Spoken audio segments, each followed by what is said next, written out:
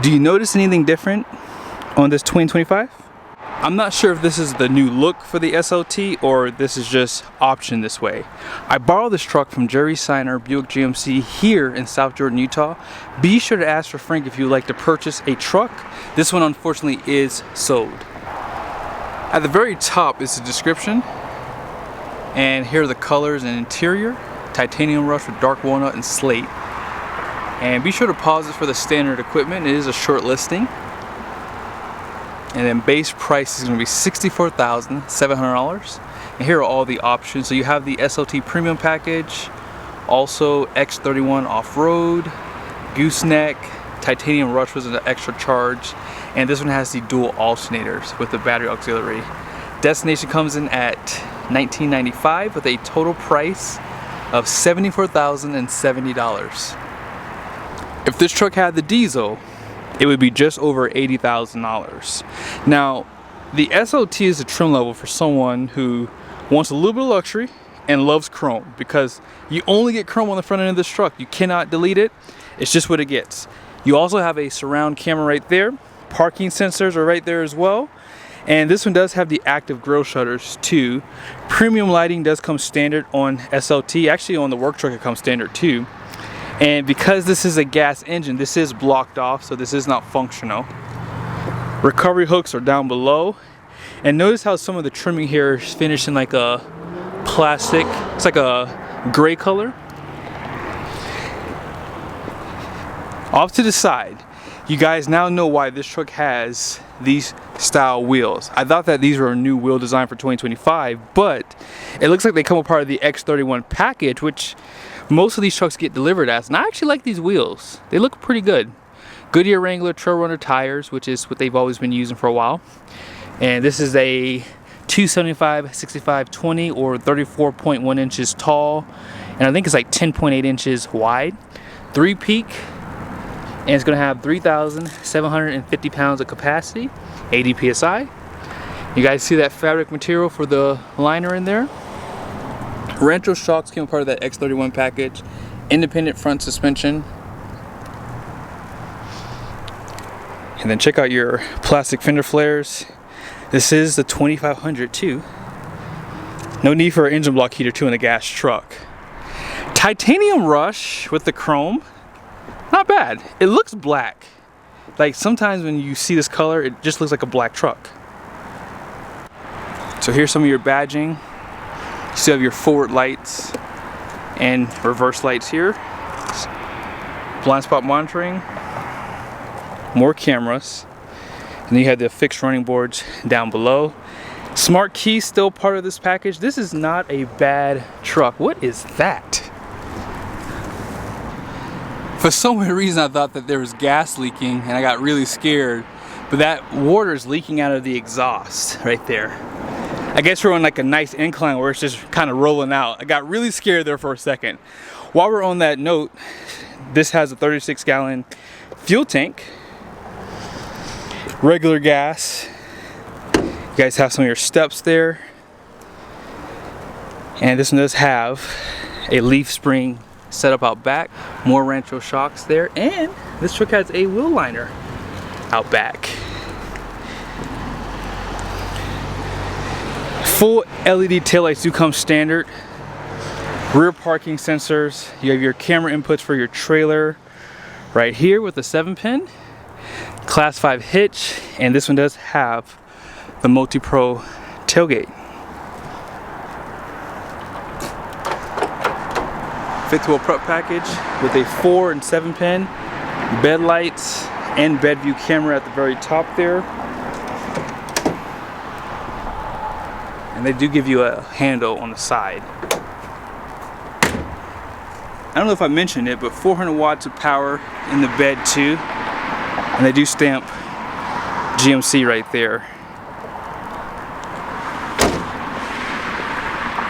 But this is a really nice truck. Really nice. You see that titanium rush a little bit better on this side. Has a little bit of purples, blacks, blues. It's a really attractive color. It's been a while since I've seen one of these in a higher trim level truck. Normally you see these in the work truck models or SLEs, but you have an SLT and it has 401 horsepower, 464 pound-feet of torque. No updates for 2025. I was hoping to see a little bit more horsepower. You guys can see the alternators right there. And I think they said this had dual alternator, right? Yeah, there it is, right down below. I think you can see it right there. So yeah, dual alternator and dual battery. I didn't see the auxiliary switches, but that is something that you can have now for 2025, I believe, on SLT. I know you can get on the higher trim levels. And 10-speed, stamp-approved Allison, 454-to-1 first gear, so pretty deep gears. And listen, if you're trying to save money, these gas trucks can tow pretty darn good, which you'll see here in a second. This is a very unique interior color. So you have the walnut and then the slate here. Here's some of the wood accents that they give you. Seat memories, you have some of your controls for your windows, auto up and down for the front, but auto down for the rear. You still have power tow mode and power folding mirrors. Bose premium sound system. 10-way seat on the driver's side, and same story on the passenger side. 10-way, and that's including the lumbar too. Perforated leather. And then check out the dash too. You have that slate with the walnut. This is a really unique interior. A little bit of storage at the very top. And you guys know I love showing you this sticker. This is something that GM gives you that the other two don't really give you. Oh! So this truck cannot be used to carry a sliding camper in the bed. I wonder if you get the camper package with the gas engine, can you? That's very interesting. I don't think I've ever noticed that. Maybe it's because it's a 3/4 ton. There is a camper package. I guess I'll have to build one of these trucks. That's something new for me. I've never noticed that. So we'll have to do some research in the future on why this truck is not available with that. But you have the storage built into the back here. You can drop these down. Power sliding glass. Outboard heated seats with USBs down there. Seat back pockets. Let's go ahead and jump back out front to the driver's seat. On this side you have electronic parking brake. Full drive system with your driving modes. Lighting's right there. And even though this is a SLT, you still get the large screens, 13.4, which is class leading, 12-inch right here for the gauge cluster. This truck does have heated and ventilated front seats, dual climate control, has all your USBs right there. Also, this truck has a center console, so it has the wireless charger, 2 more USBs, power plugs right there, and deep storage. You guys see that this area is illuminated. A little bit of storage right here. You don't get this in Denali up trucks. Push button start. And this is basically the Chevy interior, basically. You know how you know? If you look at the fan, or the air vents here I should say, this has kind of an appearance of a Chevy bow tie. Now if you go through the screen, you guys will see you have your backup camera here, 360. They also have a few camera views that you can see. You can see your tires. Also, I mentioned bed view earlier, so you have that. You can zoom in. You can show your backup line right there. You can turn it back off if you like to. And if you put it back in park, this will go away. And this screen is customizable. You can move things out of here if you hold on to it like that. I like to put my cameras on this side too. Helps with parking. You do have a split screen and they have a few menus. I would like for them to give you more to look at over here. It seems like it's very limited to what you can see. Also, you can see the time and the temperature at the very top there. Something you couldn't do in the 2023 and earlier pickup trucks. Here's some of your buttons here. You have your lane keep assist alert. Parking sensors can be disabled. You can drop the tailgate. You cannot lift it back up, however. Caution lights, traction control, and then downhill assist came part of the X31 package. Down below here, you do have this storage with the cup holders. And this truck does not have heads-up display, and I don't think it's available for SLT. You have to go up to a Denali to get that. Now, here is your gauge cluster. Not much to really see here. This is a really nice layout and it's very customizable. You can see a lot of information, but not the stuff I would want to see. You can pretty much change what you can see in those areas there.